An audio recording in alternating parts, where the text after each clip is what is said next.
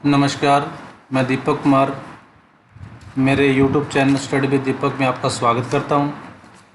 आज की इस वीडियो में हमारी +1 की जो पॉलिटिकल की बुक है भारत का संविधान, उसका चैप्टर नंबर 2 भारतीय संविधान में अधिकार, उसका लेक्चर नंबर ये 3 है। तो जैसा कि लास्ट लेक्चर के अंदर हमने डिस्कशन किया था कि किस तरीके से जो भारतीय संविधान में जो मौलिक अधिकार है वो उपलब्ध है, वो क्यों करवाए गए।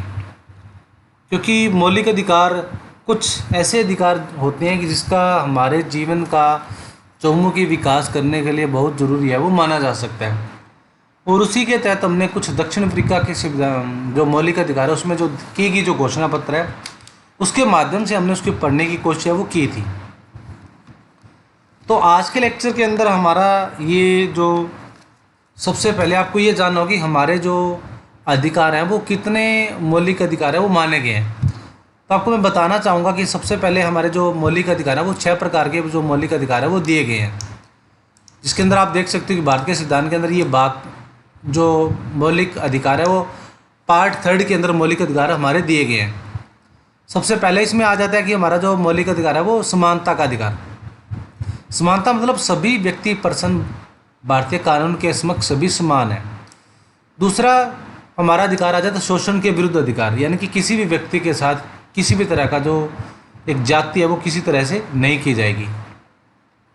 तीसरा अधिकार आ जाता है हमारा स्वतंत्रता का अधिकार, यानी कि किसी भी हर व्यक्ति को, हर भारत के अंदर रहने वाला व्यक्ति है वो स्वतंत्र है।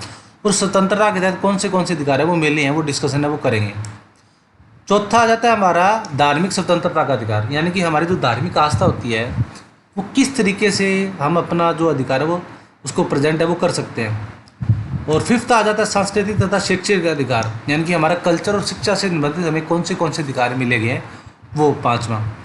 और छठा आ जाता है इन संवैधानिक उपचारों का अधिकार, यानी कि जो अधिकार मिले गए ऊपर जो 5 अधिकार मिले गए हैं इनको लागू करवाने के लिए ये छठा अधिकार है हमें दिया गया। संवैधानिक उपचारों का अधिकार सबसे इंपॉर्टेंट हो जाता है ये अधिकार है। तो ठीक है, तो ये हमारे 6 अधिकार है जिसके अंदर समानता का अधिकार, स्वतंत्रता का अधिकार, शोषण के विरुद्ध अधिकार, धार्मिक स्वतंत्रता का अधिकार, सांस्कृतिक तथा शैक्षणिक अधिकार और संवैधानिक उपचारों का अधिकार है वो माने गए हैं। तो इसमें सबसे पहले आ जाता है कि समानता का अधिकार, किस तरीके से समानता का अधिकार है वो वर्णन है वो किया गया है, या ये समानता का अधिकार हमारे देश में किसी व्यक्ति पर्सन के लिए क्यों जरूरी माना जा सकता है और इसमें हमें कौन से अधिकार है वो दिए गए हैं।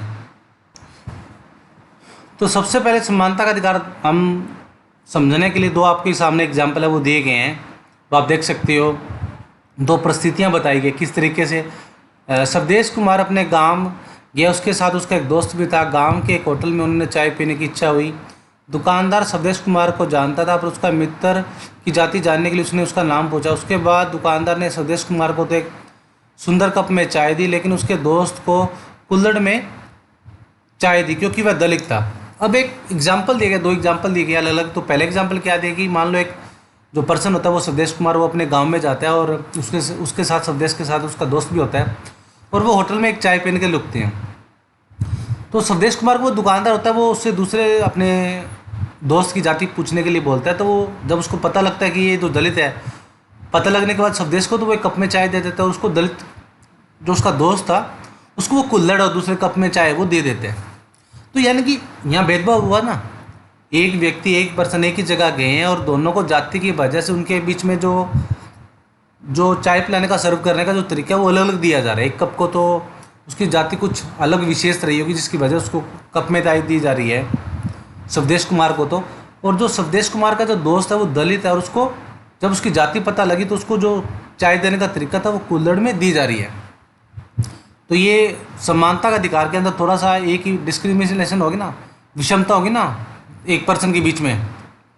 टेलीविज़न के एक चैनल में समाचार पढ़ने वाले कुछ 10 सदस्यों में से 4 को यह संदेश दिया गया कि आगे वे समाचार न पढ़े, वे सभी महिलाएं थी। इसका कारण यह था, बताया गया कि वे सभी 45 वर्ष की उम्र को पार कर चुकी हैं, लेकिन इस अवस्था को पार कर चुके 2 पुरुषों पर यह प्रतिबंध में नहीं लगाया गया। अब एक न्यूज़पेपर के अंदर दिया गया कुछ 4 सदस्य हैं जिनमें से सिर्फ जो 10 सदस्य में से 4 जो पर्सन हैं उनको रोक दिया गया कि आप समाचार न पढ़े और वे सभी महिलाएं थी और उनके पीछे ये कारण बताया गया कि आपकी जो उम्र है वो 45 को पार कर चुकी है, लेकिन उसमें से 2% ऐसी भी थे 10 में से, जिसमें 4 महिलाएं थी, 2% ऐसे भी थे जिनकी उम्र 45 वर्ष से ऊपर थी, लेकिन वो पुरुष थे, उनके ऊपर प्रतिबंध क्यों नहीं लगाया गया? अब यहाँ भी एक महिलाएं और पुरुष के बीच में जो विषमता है वो प्रकट की जा रही है। पहले एग्जाम्पल के अंदर एक व्यक्ति पर्सन के ऊपर एक जाति विशेष के संदर्भ में उसमें जो चाय देने की जो सर्व की जा रही है उसमें विषमता की जा रही है, और दूसरे एग्जाम्पल के अंदर एक महिलाओं के संदर्भ में उनकी एक विशेष जाति उम्र बताकर उनके बीच में प्रतिबंध है वो लगाया जा रहा है, जबकि सेम आयु उम्र के 2 व्यक्ति और भी हैं, उनके ऊपर प्रतिबंध है नहीं लगाया गया, उनको रोका नहीं गया। तो ये हम कह सकते हैं कि ये समानता का अधिकार है वो हमारा नहीं है। सभी व्यक्ति पर्सन के लिए समानता का अधिकार है वो नहीं माना जा सकता। यहाँ दिया गया है कि इस कानून के समक्ष समानता, कानून के समक्ष संरक्षण, मूल धर्म, जाति, लिंग या जन्मस्थान के आधार पर भेदभाव का निषेध, दुकानों, होटलों, कुओं, तालाबों, स्नाना घाटों आदि सड़कों में प्रवेश की समानता, रोजगार में समानता, छुआछूतकांत और उपाध्युकांत। अब ये इसके अंदर रोजगार में अवसर की समानता और दुकान, होटलों, ये चीज़ 2 एग्जाम्पल जो दिए गए थे वो इसी के संदर्भ में दिए गए थे। अब यहाँ पे देख सकते हैं हम इसको डिफाइन करके, ये भेदभाव के स्पष्ट उदाहरण है। एक में जाति व दूसरे में लिंग के आधार पर भेदभाव किया गया, उसका आपकी राय में एक ऐसा भेदभाव उचित है? नहीं, ऐसा भेदभाव वो उचित है वो नहीं होगा। किसी व्यक्ति पर्सन के लिए कहीं भी लिंग, जाति, वर्ग, विशेष संदर्भ, होटल, जाति, किसी कार्यकार शैली प्रणाली के तहत किसी भी प्रकार से हम भेदभाव है वो नहीं कर सकते हैं। ये हमारा समानता का अधिकार दिया गया।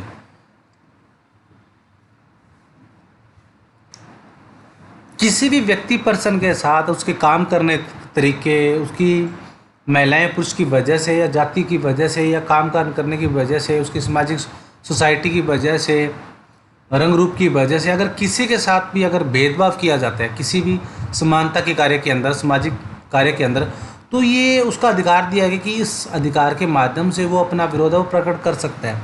समानता का अधिकार का मतलब ये है कि देश के अंदर रहने वाले सभी व्यक्ति पर्सन सभी एक जैसे हैं। समानता का अधिकार एक ऐसे अन्य प्रकार के भेदभाव को समाप्त करने का प्रयास करता है। सार्वजनिक स्थलों जैसे दुकान, होटल, मनोरंजन स्थल, कुआं, स्नानाघाट, पूजा स्थल में समानता के आधार पर प्रवेश सबूत देता है। अब जितना भी ये समानता का अधिकार बताया गया है, ये बनाया गया, ये जितने भी प्रकार के ये अपने जो सामाजिक भेदभाव किया जाता है उनको समाप्त करने का ये आपको अधिकार है वो देते हैं। जितने भी किसी भी सार्वजनिक स्थान पर कोई जगह हो, जैसे कोई होटल है, कोई दुकान है, कोई मनोरंजन स्थल है, चाहे कुआं है, कोई नहाने का कोई स्थान है, कोई पूजा स्थल है, आपको समानता के आधार पर प्रवेश है वो देने की मनाही है वो नहीं कर सकता। कोई भी व्यक्ति पर्सन किसी भी धर्म, जाति, वर्ग से संबंधित हो, उसका चाहे कोई भी जन्म स्थान रहा हो, आपको इस समानता के अधिकार के तहत माध्यम से आपको रोका नहीं जा सकता। आप समान कार्य, समान वेतन, समान रोजगार, समान कार्य, हर तरीके से आप स्वतंत्र हो, समान हो, आपके साथ भेदभाव वो नहीं किया जा सकता। केवल धर्म, मूलवश, जाति, लिंग, जन्मस्थान या इनमें से किसी के आधार पर परिवेश में कोई भेदभाव नहीं हो सकता। अगर आपको किसी भी धर्म को मानने वाले हो, किसी भी वंश से संबंधित हो, किसी भी जाति से हो, किसी भी, चाहे महिलाओं हो चाहे पुरुष हो, चाहे कोई आपका जन्म स्थान रहा हो, किसी भी स्थान से आप प्रवेश पाने के लिए, चाहे आप इंस्टीट्यूट में प्रवेश पा रहे हो, चाहे मंदिर में, इंस्टीट्यूट में, कॉलेज में, ऑफिस में, घर में, आप सार्वजनिक जितने भी स्थान है, पार्क में, मंदिर में, आपके साथ किसी भी तरह से आपको समानता के अधिकार के तहत आपको रोका नहीं जा सकता। ये आपका राइट है, ये आपका अधिकार है। आपका किसी भी तरीके से आपको भेदभाव वो नहीं किया जा सकता। समान है, सभी व्यक्ति समान है। जो एक दूसरा वर्ग विशेष से व्यक्ति कर सकता है या उसको अधिकार मिला हुआ है, ठीक उसी तरीके से चाहे वो किसी भी निम्न जाति से संबंधित व्यक्ति है, आपको वो सभी के सभी अधिकार मिले हुए हैं। अगर आपको ये अधिकारों के माध्यम से अगर आपको इन अधिकारों के माध्यम से आपको रोका जाता है, आपको किसी कार्य प्रणाली को करने के लिए रोका जाता है, तो आप उसका इस अधिकार के माध्यम से, समानता के अधिकार के माध्यम से उसका जो विरोध है वो कर सकते हो। यह उपयुक्त आधारों पर लोक सेवाओं में भी कोई भेदभाव वर्जित करता है। ये लोक सेवाओं का मतलब जितनी भी हमारी पब्लिक पॉलिसी के माध्यम से जो हमारी सर्विस होती है, गवर्नमेंट सर्विस होती है, आपको उसमें के अंदर आपको किसी भी तरीके से आपको फॉर्म अप्लाई करने के लिए, कार्य करने के लिए, या आपको टेस्ट देने के लिए या आपको ज्वाइनिंग करने के लिए रोका नहीं जा सकता। कितने भी किसी भी राज्य सरकार की कोई भी लोक सेवाएं हैं, आपको किसी भी तरीके से आपको रोका है वो नहीं जा सकता। यह अधिकार बहुत महत्वपूर्ण है क्योंकि पहले हमारे समाज में समानता के आधार पर पेश है वो नहीं दिया जाता था। आज़ादी से पहले अगर आप इनकी बात करते हैं, इन सामाजिक विषमता के माध्यम से, तो कुछ जो दलित या विषम जाति से संबंधित जो वर्ग विशेष होते थे उनको समानता के आधार पर उनको प्रवेश है वो नहीं दिया जाता था। पार्कों में, होटलों में, मंदिर में, स्नानागार में, पूजा स्थल पे उनके साथ भेदभाव वो किया जाता था। यानी कि सामाजिक सोसाइटी के अंदर भी वो नहीं बैठ सकते थे। जिस वर्ग से संबंधित वो सदस्य नहीं होते थे, दलित या वर्ग विहीन होते थे, उनको अन्य समाज या वर्ग होते थे, उनको अपने समकक्ष है वो नहीं बैठ सकते थे। यानी कि एक उनको कह सकते हैं कि वो इतनी दलित उनकी स्थिति होती थी, इतनी उनकी भयानक स्थिति होती थी, उनको जो हम मान सकते हैं कि उनके एक मनोदशा ही ऐसी उनकी मेंटलिटी बनाई हुई थी कि वो समानता के आधार पर कहीं प्रवेश है वो नहीं कर सकते थे।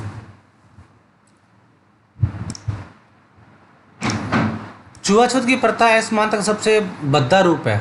अगर छुआछूत के रूप में देखा जाए, यानी कि कोई व्यक्ति पर्सन विशेष किसी वर्ग जाति से है और वो किसी भी घर में प्रवेश करने के लिए हम उसकी मनाही की जाती थी, तो ये सबसे भद्दा रूप माना जा सकता है। समानता के अधिकार के द्वारा इसे समाप्त कर दिया गया है। इसी अधिकार के अंतर्गत यह भी व्यवस्था की गई है, केवल उन लोगों को छोड़कर जिन्होंने सेना या शिक्षा के क्षेत्र में गौरवपूर्ण उपलब्धि प्राप्त की है, राज्य किसी व्यक्ति को कोई उपाधि प्रदान है वो नहीं करेगा।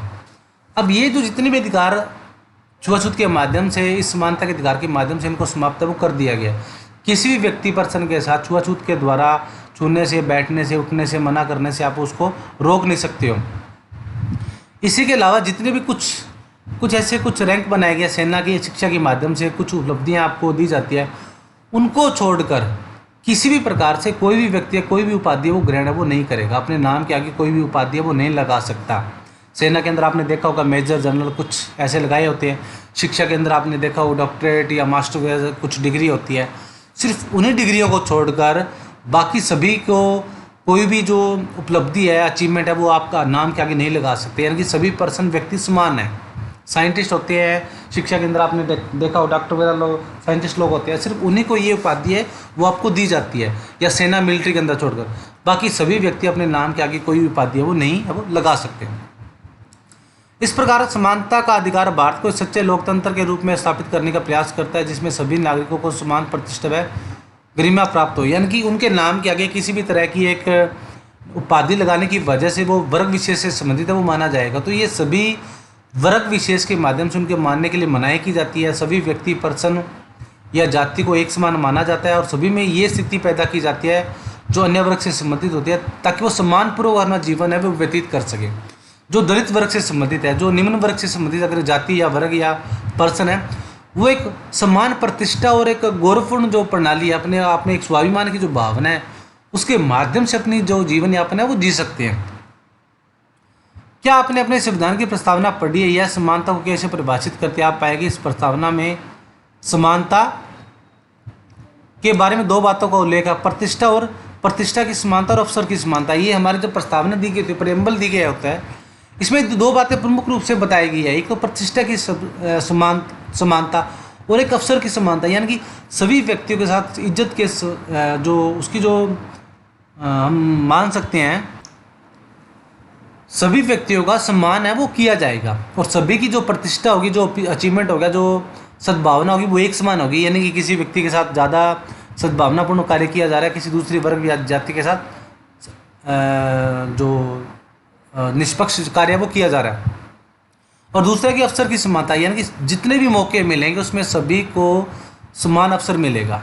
किसी वर्ग विशेष जाति को किसी विशेष कार्य के लिए असमानता नहीं मिलेगी, सभी को कार्य करने के लिए समानता है वो पाई जाएगी। तो इससे थोड़ा सा ऊपर ये दे रखा है अनुच्छेद हमारा नया आर्टिकल 16(4)(a) जो धारा है उसके अंदर इस अनुच्छेद की कोई बात राज्य को पिछड़े हुए नागरिकों को किसी वर्ग के पक्ष में जिसका प्रतिनिधित्व राज्य के अधीन सीमाओं में पर्याप्त नहीं है, नियुक्तियों या पदों के आरक्षण का प्रावधान करने से नहीं रोकेगी। यानी कि आपको देखो इसमें जो जॉब वगैरह उनमें निकाली जाती है, या कुछ शिक्षा हो या कुछ राज्य सरकार की जॉब्स हो, तो जितने भी पिछड़े वर्ग के लोग हैं उनको पर्याप्त वो आरक्षण का प्रावधान वो किया जाता है। और कोई भी राज्य सरकार इन पिछड़े वर्ग से संबंधित जो जातीय वर्ग को जो उनको रिजर्वेशन देने के लिए, उनको आरक्षण देने के लिए उसको नहीं रोक सकता। यानी कि उनको प्रॉपर वो रिजर्वेशन है वो दी जाती है। SC BC OBC जनरल के लिए अलग कैटेगरी बनाई गई और उसी के अकॉर्डिंग उनकी जो जितने भी उनकी सीट्स निकलती है तो उसमें प्रतिनिधित्व समान रूप से मात्रा में दिया जाता है। तो हर एक वर्ग जाति को उसमें समान प्रतिनिधित्व दिया गया होता है। आगे आ जाता है हमारा अवसर की समानता करता है कि समाज के सभी वर्गों को समान अवसर मिले। यानी कि जितने भी समाज के वर्ग या जाति होगी उनको सभी वर्ग जातियों को अपने समान उनको अवसर हर कार्य के लिए मिलेगा। लेकिन जब समाज में अनेक सामाजिक विषमताएं व्याप्त हो तो समान अवसरों का क्या मतलब हो सकता है।